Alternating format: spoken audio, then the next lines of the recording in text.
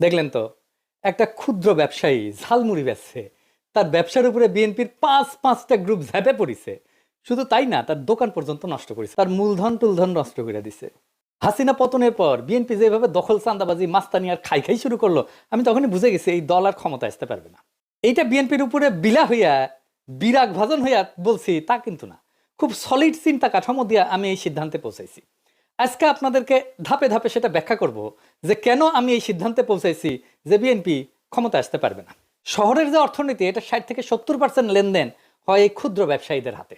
তাদের উপরে জুলুম মানে জনরায়ের মূল উৎসকে শত্রু বানানো। এটা মাইক্রো লেভেলের জুলুম। পত্রিকায় পাতায় আসবে না, খবর হবে না, কিন্তু ভেতরে ভেতরে ক্ষোভের আগুন ধিকি ধিকি জ্বলতে থাকবে। 2 নাম্বার হইতেছে ক্ষুদ্র ব্যবসায়ী দেশের নগদ টাকার যে ইকোনমি সেটা চালায়। চান্দাবাজি হইলে এইটা লিকুইডিটি ড্রেইন হয়ে যায়, মানে নগদ টাকার প্রবাহ কমে যায়। দৈনিক নগদ প্রবাহ থেকে টাকা টেনে নেওয়া হয়। এদের থেকে টাকা টেনে নেওয়া মানে সরাসরি ইকোনমির যে অক্সিজেন, এই সাপ্লাইটা বন্ধ করে দেওয়া। এইটাকে বলা হয় বিলো দ্য লাইন ইকোনমি। অর্থাৎ বাজার, হাট, দোকান এটা খালি করে যদি দেয় কোনো কেউ, তাহলে তার জনজীবনকে দিনে দিনে বিপর্যস্ত করে দেয়। কারণ এইটার চাপ এসে আলটিমেটলি ওই মানুষের উপরে, ক্রেতার উপরে, ভোক্তার উপরে পড়ে।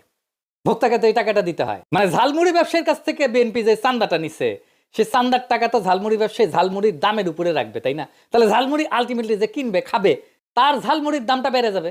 3 নাম্বার হইতেছে ছোট ব্যবসায়ীর উপরে জুলুম একটা কালেকটিভ গ্রিভেন্স তৈরি করে। কৃষক শ্রমিকের যে ক্ষোভ, এটা ছড়াইতে সময় লাগে, কিন্তু বাজারের ক্ষোভ ঘন্টার মধ্যে ছড়ায় যায়।